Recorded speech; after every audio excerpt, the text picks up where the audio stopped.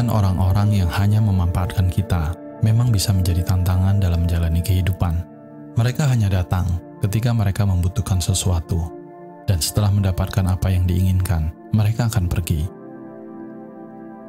Saat kamu merasa kebaikanmu dimanfaatkan oleh orang lain dan membuatmu dalam masalah yang sangat sulit, sebaiknya dengarkan kisah ini. Suatu ketika, Buddha sedang duduk bersama murid-muridnya. Pada saat yang bersamaan, seorang raja datang menemui Buddha dan bertanya, "Guru, semua orang memanfaatkan kebaikan saya. Mereka mengambil keuntungan yang tidak semestinya dari kebaikan saya. Guru, sebelum aku menjadi pengikutmu, semua orang takut padaku. Karena aku sangat kejam, aku tidak berpikir dua kali untuk menghukum siapapun, bahkan dengan hukuman mati. Tetapi setelah menjadi pengikutmu, aku tidak merasa ingin menghukum siapapun, dan aku juga merasa tidak ingin marah. Aku menjadi sangat damai dan memandang semua orang dengan kasih sayang.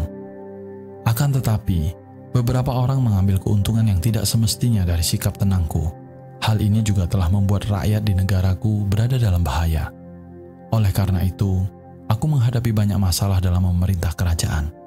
Tolong beritahu apa yang harus aku lakukan sekarang, Guru." Mendengar curhatan raja, Buddha tersenyum dan menceritakan sebuah kisah padanya.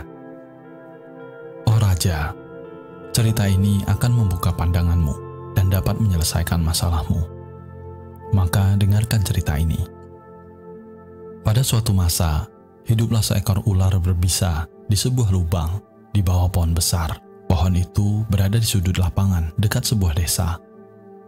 Ular itu menyerang penduduk, walaupun dengan provokasi sekecil apapun. Bahkan banyak yang mati karena gigitan ular tersebut. Maka dari itu, penduduk desa menjadi takut mendekati pohon itu karena takut pada ular. Suatu hari, seorang biksu sedang melewati desa dan melihat pohon yang indah ini. Lalu dia memutuskan untuk bermeditasi di bawah pohon tersebut. Sebelum dia melanjutkan perjalanan, beberapa penduduk desa yang sedang menggembala kerbau melihat biksu itu dan memperingatkannya tentang ular itu. Mereka mengatakan kepada biksu bahwa ular ini sangat berbahaya, sehingga siapapun yang mendekat, dia akan menggigitnya. Namun, biksu itu hanya tersenyum dan terus berjalan menuju pohon tempat ular itu berada. Penduduk desa pergi dari sana.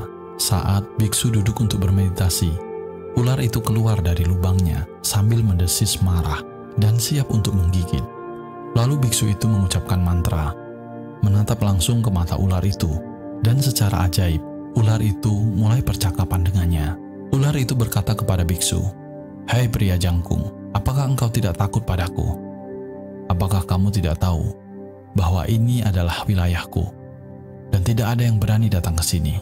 Biksu itu berkata dengan welas asih, "Sahabatku, apa yang perlu ditakutkan dalam hal ini? Saya tidak takut pada apapun. Saya tidak takut pada kematian. Saya juga tidak takut pada kehidupan. Lalu mengapa saya harus takut padamu? Sebenarnya, kamulah yang takut dibunuh. Itu sebabnya kamu menggigit banyak orang."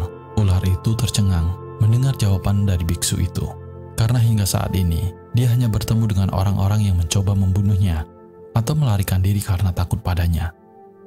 Tetapi dia belum pernah bertemu dengan orang yang tidak takut padanya. Ular itu pun lantas melingkari dirinya di kaki sang biksu itu dan berkata, "Tuan, Anda benar, apapun yang telah saya lakukan sampai hari ini.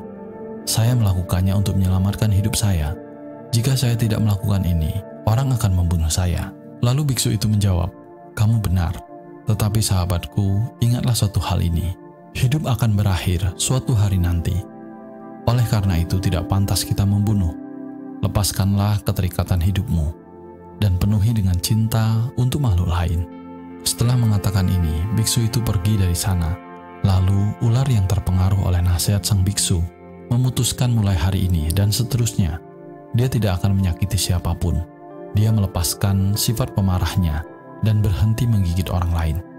Akan tetapi, hasil yang didapatkan ternyata malah sebaliknya.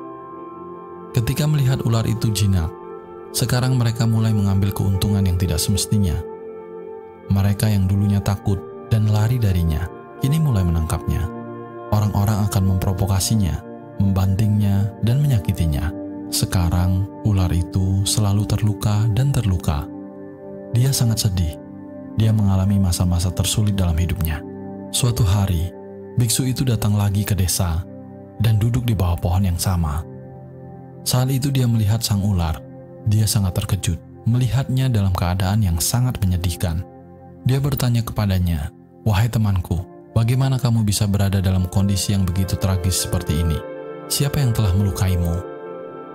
Ular itu menjawab, "Wahai tuanku, Anda telah mengatakan kepada saya untuk melepaskan sifat pemarah dan tidak menggigit orang lain.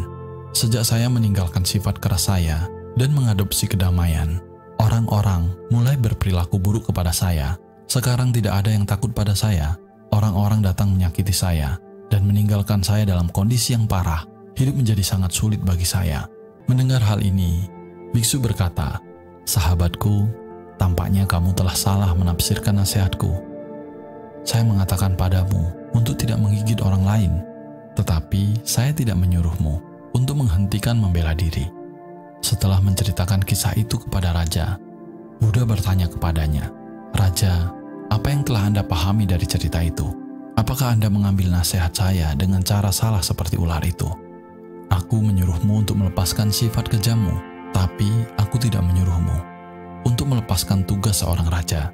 Anda harus memahami tugas Anda sebagai raja dengan bersikap keras di luar sehingga Anda dapat mendisiplinkan semua orang di kerajaan Anda.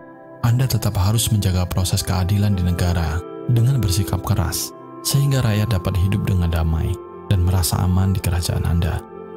Oleh karena itu, Anda harus memerintah seperti seorang biarawan dari dalam dan seperti seorang raja dari luar." Jika kita melihat dunia di sekitar kita, kita akan menemukan bahwa hal ini sering terjadi pada orang baik.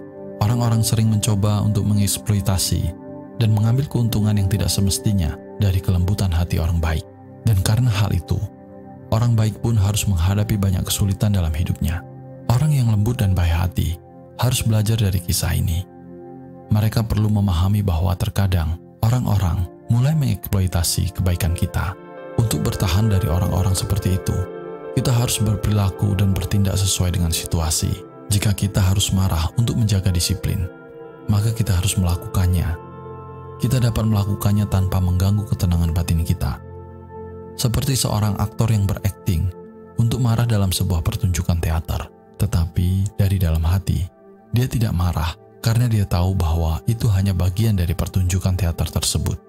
Demikian pula kita harus berperilaku cerdas di dunia ini agar semuanya tetap terkendali. Ini adalah seni kehidupan, dan jika kamu dapat mempelajari seni ini, maka tidak ada yang dapat menghentikan kamu untuk menjalani kehidupan yang sukses dan damai. Jika video ini bermanfaat, jangan lupa like dan subscribe, bagikan kepada teman dan orang yang kamu sayangi, dan tinggalkan komentar yang positif. Cukup sampai di sini dulu video kali ini, dan semoga semua makhluk hidup berbahagia.